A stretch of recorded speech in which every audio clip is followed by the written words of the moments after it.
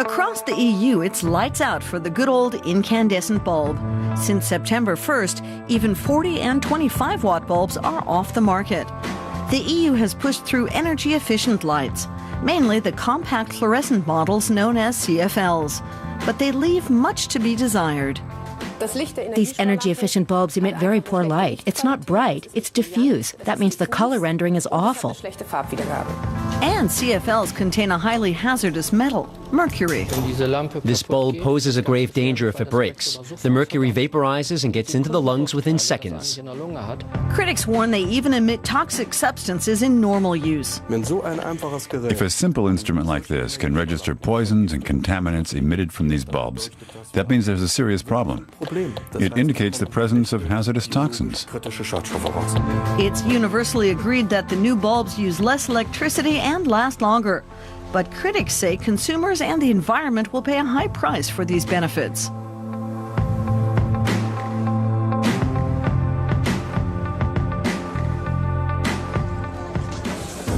At the Volksdorf Kindergarten in Hamburg, instructors are using a playful method to teach 4 to 6-year-olds about both kinds of lights, the old incandescent bulbs and the new energy-efficient models. And this is the new model. Of course, it looks different than the bulbs you've drawn. There's the spiral version and the tubular shapes. You probably see them in light fixtures at home, don't you? My mom doesn't buy them because when you turn them on, it always takes a while. And by the time it's lit up, you've already washed and dried your hands, and you're out of the bathroom. Silke Stoltenberg wants to teach the children what to do in case one of the new bulbs shatters. So if this energy-efficient bulb drops, you have to leave the room immediately. So let's run a drill. Remember, there's poison inside. We're only practicing now, but if it drops and breaks, you have to run for the door, okay? So I'll pretend to drop it. It breaks. And now you have to hurry outside. The official recommendation from the Federal Environment Agency is to evacuate for 15 minutes. Leave the windows open, turn off the heat. To find out if those precautions are justified, we turn to an independent laboratory that analyzes environmentally hazardous materials, including mercury. And the researchers take all precautions for our test. Here's a protective mask. Just pull it over your head. Laboratory head Gary Turner says there's only one sensible reaction when a CFL bulb shatters. You should get away as quickly as possible. It could enter your bloodstream through the lungs and from there enter the brain, or through the olfactory nerves directly into the nervous system. That's why we take these safety precautions. The measures include a fume hood, breathing masks, and gloves. As soon as the glass breaks, an invisible cloud of mercury is released from the bulb. We can see the electronic components. Cerner is highly critical of the use of mercury in this kind of product.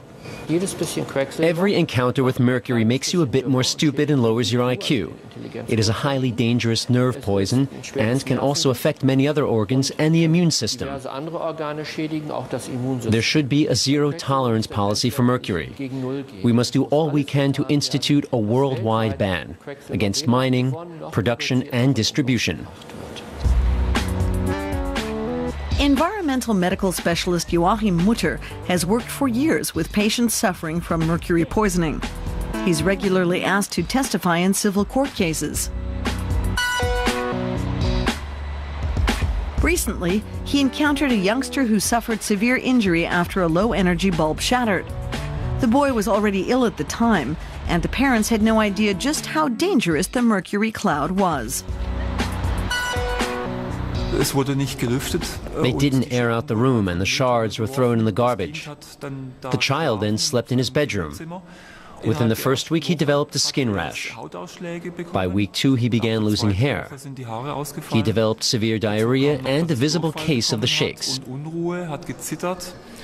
He showed what I describe as autistic tics. He was withdrawn, lost interest, and was constantly tired. He slept all the time and was lethargic, nothing like the boy he was before. After extensive therapy, he's slowly regaining his health and vitality.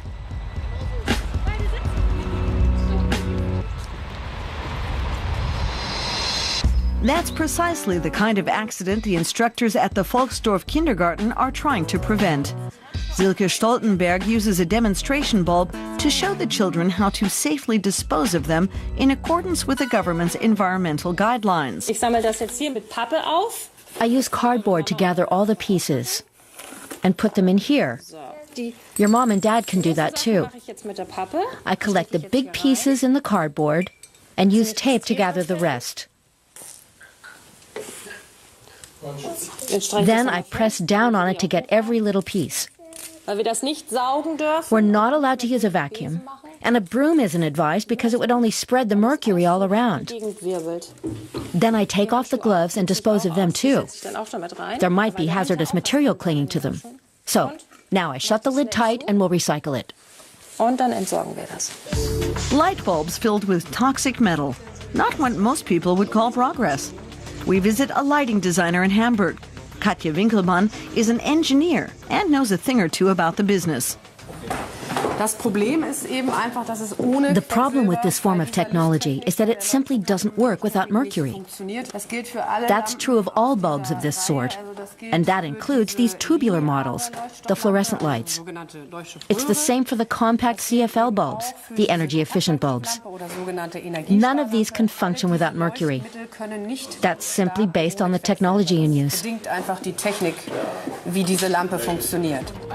guidelines allow up to 5 milligrams of mercury per bulb. That's about the size of the head of a pin. In addition, the base is filled with complex electronics, with up to 30 individual parts made of silicon, phosphorus, or aluminum. These bulbs are built with this electronic ballast. We've taken this one apart to show you. The mercury is still inside because we haven't broken this casing. But we can clearly see the intricate electronics involved. And of course, this has to be disposed of in an eco-friendly manner. Every time we recycle, we throw away these electronic components too. And that's crazy, because first the mercury has to be dealt with, and then a whole lot of electronic waste. Most energy-efficient CFLs are produced in Asia, particularly China. There are reports that employees at some Chinese plants have suffered from mercury poisoning. We contacted investigative labor activists there. I heard that Chinese workers got poisoned by mercury while producing. Is there a way to find out what happened to the workers? At great personal risk, a member is to go undercover with a hidden camera in an attempt to document working conditions at the plant.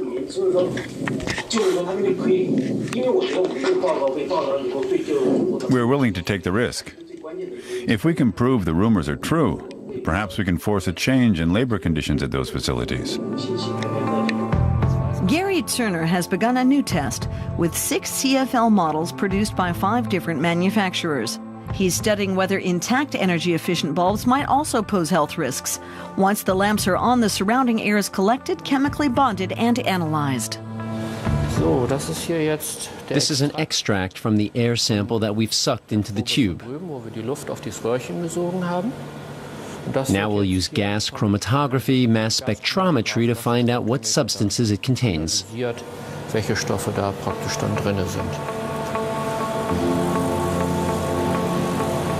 This method reveals that there are various substances. They're all volatile organic compounds. We've even found measurable traces of the toxin phenol. What's the problem with phenol? Phenol is carcinogenic and is considered a health hazard. We also found tetrahydrofuran, which may also cause cancer. There are others as well. Alkylbenzenes, which can damage the nervous system and are toxic to the liver, and so on. The worst thing is that you have an entire cocktail of substances linked with various health risks. That is a particular concern. But Germany's Environment Agency says the concentration of emissions is not high enough to be a significant health risk. We consult Wolfgang Mees, a recognized authority in building biology and environmental analytics. We want to find out exactly how the toxins are emitted. Do they escape from the base or from the glass housing? We can give this simple instrument a try. It's a sampling probe, fairly insensitive and not very accurate. We can see whether the emissions are coming from these scratches that lead to the ballast, as I suspect, once the bulb has reached a certain temperature. Listen to that. It's the same with the other slits. Look at how that follows the glass housing. So if toxins such as phenol are escaping from this bulb, why aren't they better sealed? It must be possible from a manufacturing standpoint. You'll have to ask the producers. It's a necessity no matter how high the cost. We're talking about poisons that should not be allowed to escape. If such a simple instrument can detect poisons and contaminants emitted by CFLs, then we truly have a problem. I'm talking about biologically hazardous emissions. We ask manufacturers to comment. One of them responds. As a manufacturer of high-quality brands, Osram complies with all manufacturing standards and guidelines. In addition, we conduct internal and external inspections on a regular basis. Mees has also measured the amount of electrosmog produced by the CFLs.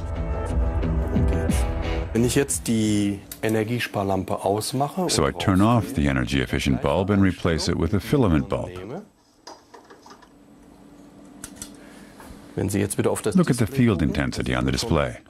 You can see for yourself that the traditional light bulb gets better results.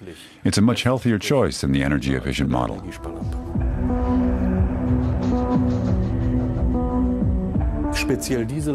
In particular, this lamp produces a field whose strength is 42 volts per meter.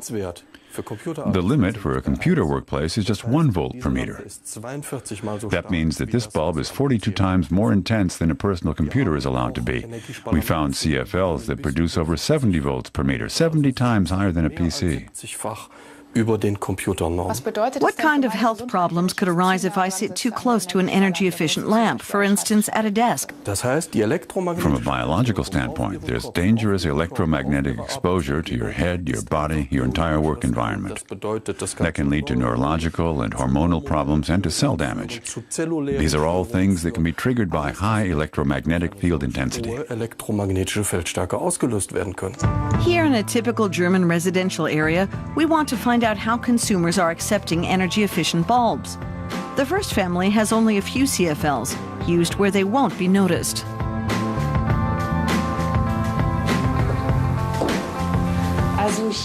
We use normal bulbs here in the living room. The CFLs are so ugly they destroy the look of our chandelier. Family number 2 has designer lighting with the appropriate bulbs. Halogen bulbs? We use mostly floodlights. The one exception is the fluorescent tube in the kitchen. I installed it over the sink. The family has decided to install energy-saving bulbs only in certain areas. We replaced the bulbs on this ceiling lamp. The CFLs make sense because this lamp is on for lengthy periods. Family number 3 has just moved into a new house and has bought new furnishings. Most of the lamps have CFLs. Are you worried about sleeping next to a bulb that contains mercury? Have you even thought about that? To tell you the truth, it hadn't crossed my mind, but as long as the mercury is contained in the glass housing, it won't leak out. The anecdotal evidence from 3 homes. Only 37% energy-efficient bulbs. The rest is a mix of incandescent, halogen, and fluorescent.